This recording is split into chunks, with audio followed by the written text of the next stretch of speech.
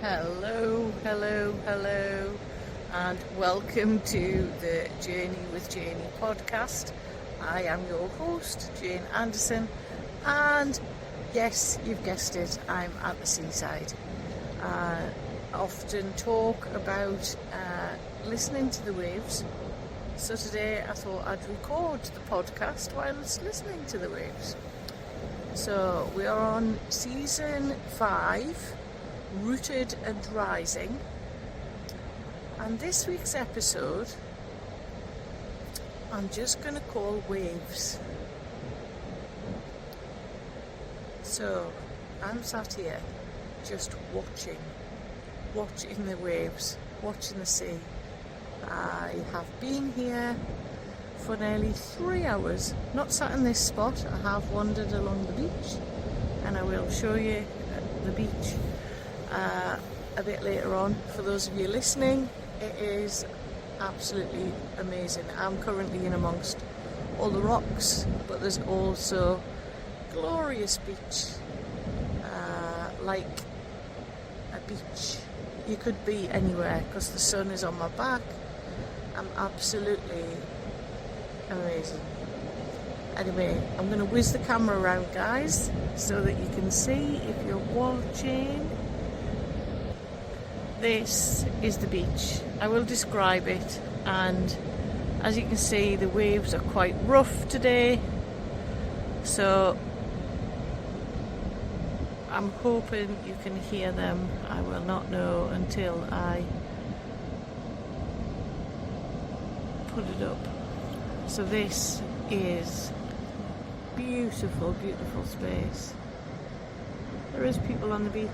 I'll not zoom in on them, but just look at the waves. The waves are breaking quite hard today.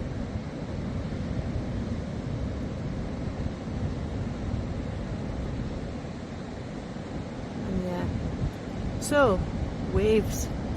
Last week I talked about our wedding anniversary.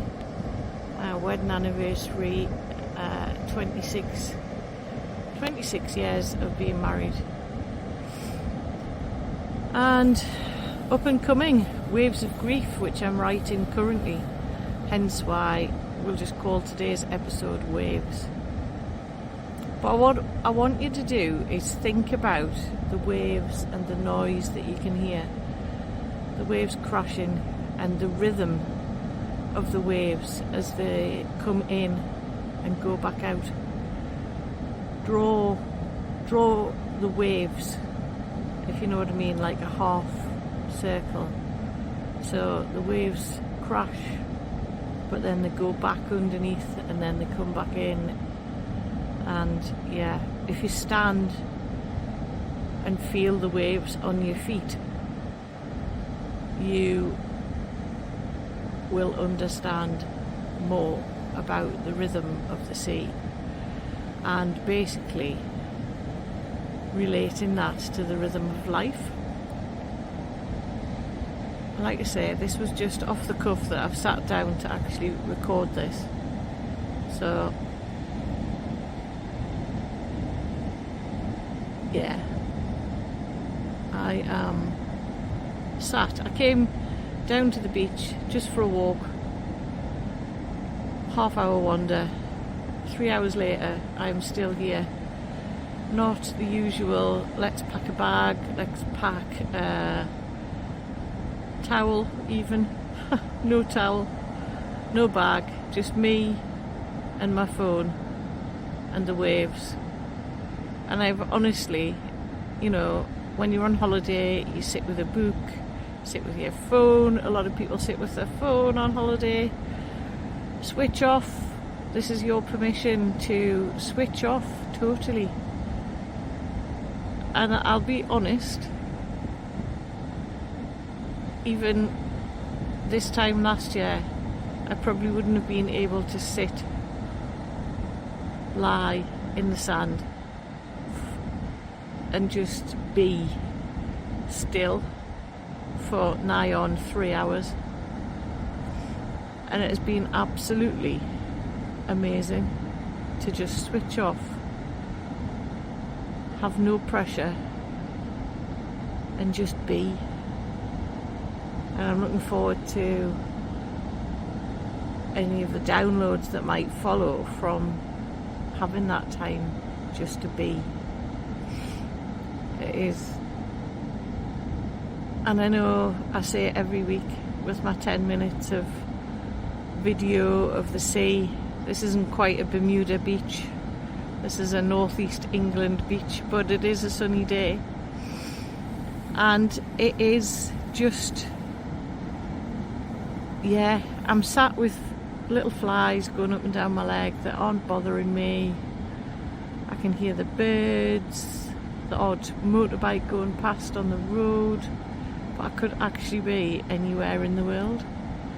And just the relaxation of the waves. And I think this is exactly what I needed after last week. Just to switch off and just reset. A lot of people say, you know, school holidays is really tough. And if you have kids, it is really tough. And September's like a new start. Doesn't have to be. Any day can be a new start. Each day is a new start, to be fair. One thing I remembered the other day when I was making my bed, this is a bit off camber, don't know why I'm telling you this, but make your bed every morning. It's those simple things. Make your bed. I think actually somebody quite famous said something about making your bed. It also means at the end of the day, if you've had a bad day, your bed's made and it feels lush getting into a made bed. I think one thing I would love to be able to do is put clean sheets on my bed every day. Anyway, this is back to Janie's ramblings.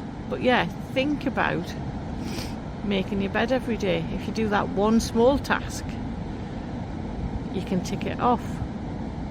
Do another small task, like putting the dishes into the dishwasher. Put the dishes in. Don't just leave them in the zone on the bench. Leave the bench clear when you leave the house to go and do something.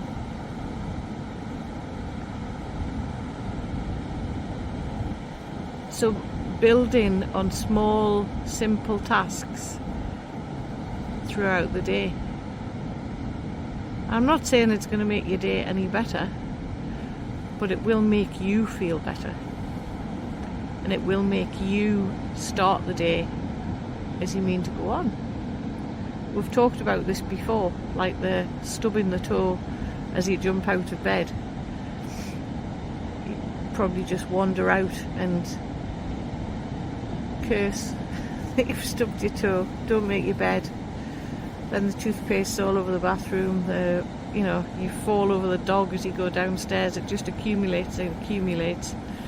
And as you're driving to work, you know it's going to be a bad day because you've said it's going to be a bad day.